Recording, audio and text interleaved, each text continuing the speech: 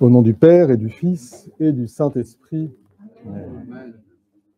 Donc, lorsque nous entendons le Christ nous enseigner directement, puisque on pourrait dire qu'il s'agit un peu d'une parabole, mais réellement c'est plus un enseignement direct qu'il fait à ses disciples et à travers eux à nous.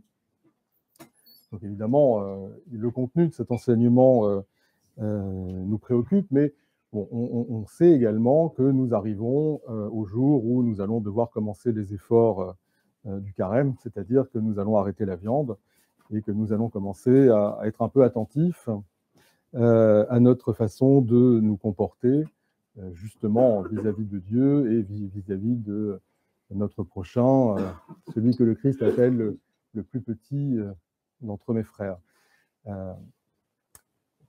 C'est quand même aussi le moment de se... Alors, au-delà de l'habitude d'entendre ces textes, d'entendre aussi leur explication pratique, théologique, catéchétique, tout ce que vous voulez, à un moment aussi, il est bon, je crois, de s'arrêter sur ce que ça veut dire pour nous. Parce qu'en réalité, on parle de quoi précisément? On parle quand même des fins dernières.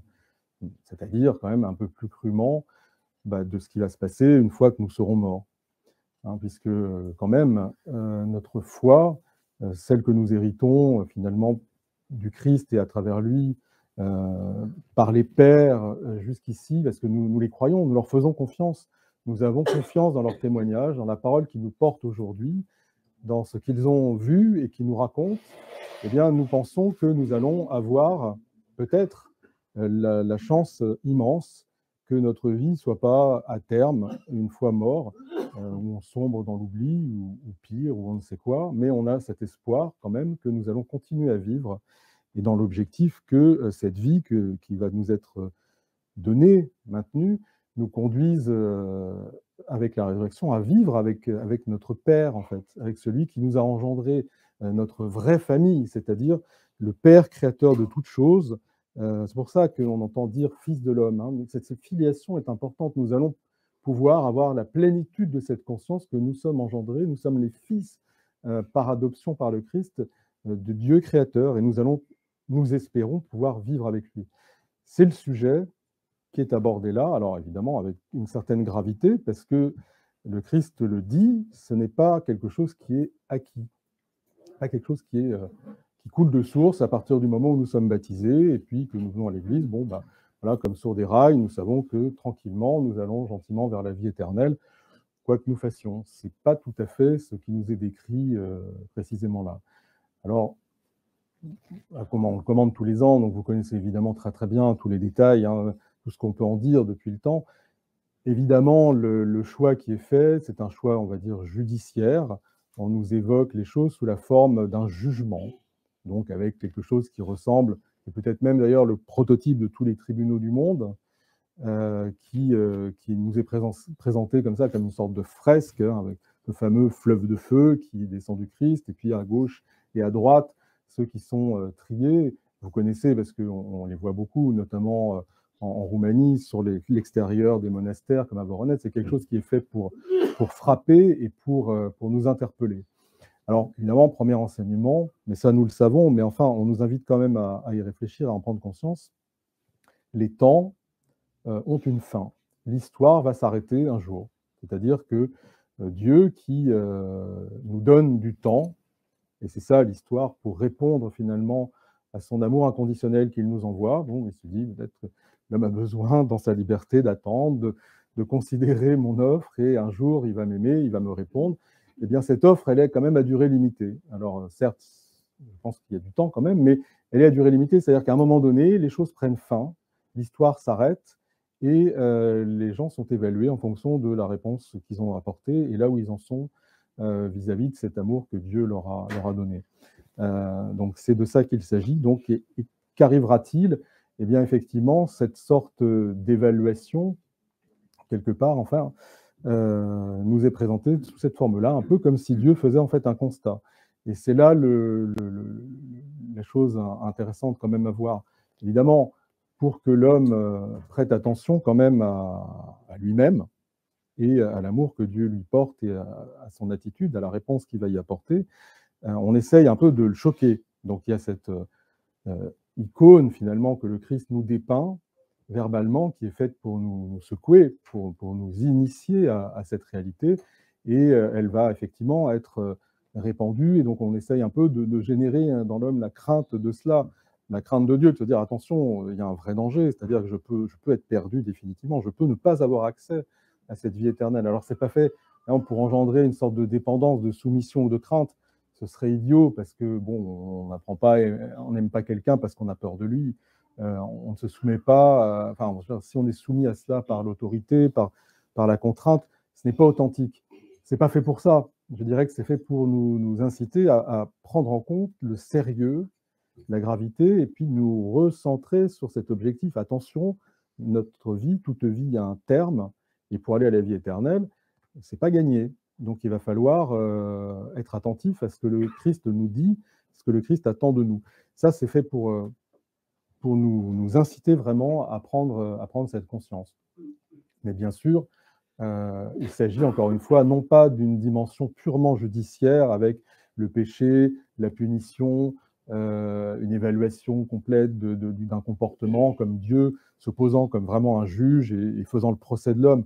C'est pas cela. On sait bien que le Christ à aucun moment dit je suis venu juger les gens, il dit je suis venu sauver le monde, pas pour le condamner ni le juger, je suis venu le sauver. Mais alors, qu'est-ce que c'est que ce tribunal? Qu'est-ce que c'est que cette image qui nous est donnée à contempler? Nous connaissons déjà toutes les interprétations, donc en fait on sait bien que ce fleuve de feu qui peut se présenter sous l'image populaire qu'on se fait de l'enfer, puisque ceux qui sont placés à gauche, bon, ils sont mal barrés, hein, ils vont souffrir, on connaît tout cela, on l'a entendu.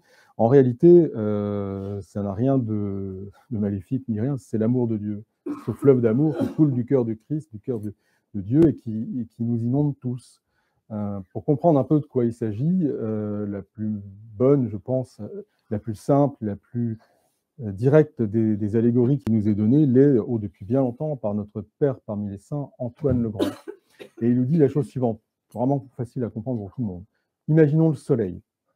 Le soleil est là, il donne la vie, il permet qu'il y ait le jour, il nous permet de voir, etc. Et quand un homme il va bien, quand ses yeux sont sains, il se réjouit, il peut voir toutes choses, il profite du soleil, il est dans la clarté, il voit son prochain, il voit la beauté de la création. C'est quelque chose de normal, de sain, de bon, et tout va bien. Et voilà.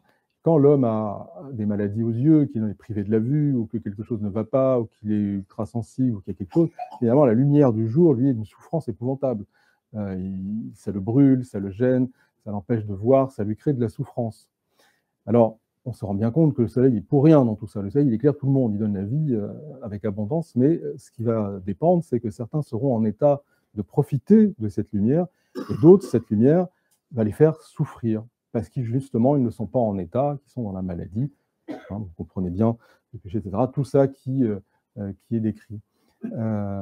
C'est tout à fait la même chose, en réalité, ou bien nous serons aptes à être dans cet amour que Dieu nous envoie, parce que nous allons le partager, parce que nous lui renvoyons, nous sommes dans cette joie, et la communion sera ça, ce sera le royaume, la vie éternelle, dans l'amour de Dieu, ou bien nous pouvons nous trouver dans un état où cet amour n'est pas acquis, n'est pas reçu, et comme il n'est pas reçu, nous nous plaçons nous-mêmes dans un état de souffrance et de privation. Et c'est là le danger, c'est pour ça qu'on met des signaux comme ça forts, qu'on essaie d'impressionner le peuple de Dieu et qu'on martèle ça quand même à l'orée du carême. C'est que le vrai danger, il y a deux dangers, mais un peut-être est moins grave que l'autre. Le premier serait de se soumettre par peur, par crainte de Dieu et des conséquences terribles pour nous. Et donc on obéit bêtement mais sans aimer, ça c'est dommage. Le deuxième, ce serait de se dire, écoute, Dieu il est miséricordieux, il est amour, bon, quoi que je fasse, de toutes les façons, il va me pardonner, et puis je serai sauvé, j'aurai la vie éternelle avec lui. Voilà, bon, on peut y aller doucement, quoi. Bien sûr, si ça dépend que de Dieu, c'est ce qui va se passer. Dieu, il nous sauvera, il est miséricordieux. Le problème, c'est que Dieu, c'est ce qu'il explique là, il a donné la liberté. Et la liberté fait que finalement, le jugement, je me l'applique à moi-même, où je suis dans cet état. Et c'est ma propre conscience qui m'y porte d'être dans son amour, où je n'y suis pas, mais Dieu n'y peut rien. Il a tout fait pour m'aider. Donc si j'y suis pas, c'est perdu. C'est définitivement perdu. Dieu ne peut rien faire que respecter le fait que je me sois exclu de son amour. Vous voyez, ça, c'est la gravité des choses. Et vous connaissez donc le reste, bon, c'est le malheur pour ceux qui sont dans ce cas-là. Bon.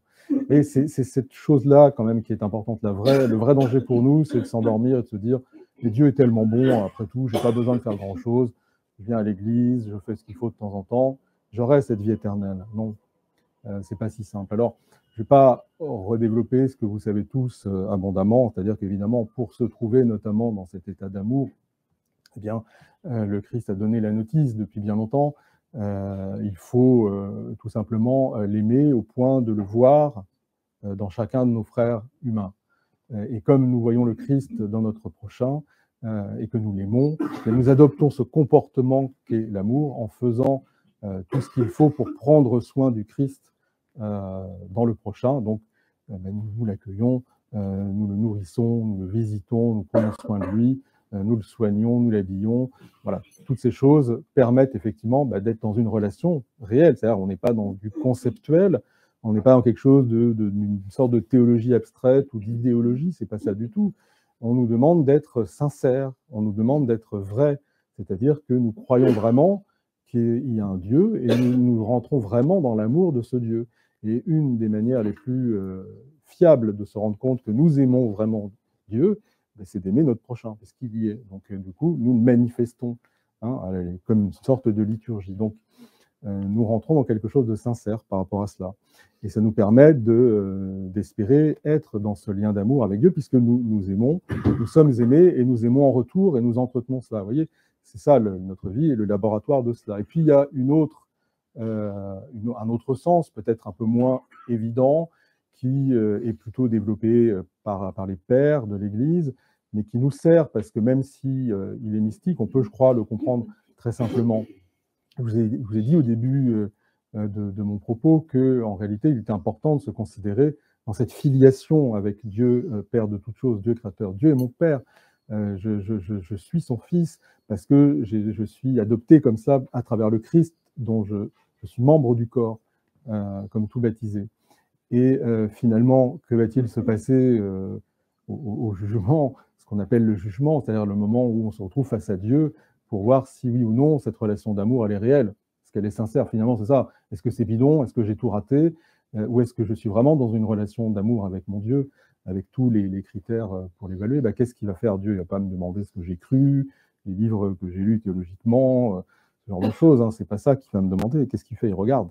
Il regarde, et c'est ce que nous disent les pères. Il regarde s'il se reconnaît en nous. C'est-à-dire, est-ce que les traits physiques, est-ce que son ADN est bien là? Est-ce que c'est bien mon fils que j'ai en face de moi? Est-ce que c'est bien quelqu'un de la famille? Est-ce qu'il est bien mon image et à ma ressemblance? C'est ça qui va se passer. Est-ce que cette reconnaissance, elle a lieu? Et alors, dans ce cas-là, vous voyez, c'est aussi dans une dimension plus personnelle, le fait de considérer le plus petit d'entre mes frères, c'est-à-dire le Dieu lui-même en nous. Qu'est-ce qu'on a fait pour lui? Qu'est-ce qu'on fait pour Dieu en nous-mêmes? Est-ce que je l'ai laissé à l'abandon dans mon cœur comme un prisonnier qu'on ne va pas voir, qu'on laisse tomber, on écrit une lettre de temps en temps? Ou est-ce que je vais le visiter dès que je peux? Est-ce que j'essaie d'aller voir Dieu en moi-même? Est-ce que je le laisse nu, abandonné de tous? Ou est-ce que je viens le revêtir de la grâce, de la vertu? Est-ce que je lui fais entendre la parole de Dieu? Est-ce que je le laisse affamé et assoiffé? Ou est-ce que je viens le nourrir avec le corps et le sang, avec la grâce de tous les sacrements? Vous voyez, est-ce que je prends soin du Christ en moi-même en faisant tout cela pour que justement il puisse être en moi et que je lui sois ressemblant, que je sois vraiment fils de l'homme, que le Père puisse me reconnaître à la fin. Voilà les choses très importantes qui nous sont rappelées à l'orée de ce carême, donc de cet effort ascétique qui vise vraiment à nous replacer, à nous recentrer. Voilà. Quel est le but de ma vie? Qu'est-ce que la vie éternelle et comment y accéder? Qu'est-ce que l'amour de Dieu finalement? Puisque c'est la vraie grande question. Et à lui, notre Dieu, soit honneur et gloire pour les siècles des siècles. Amen.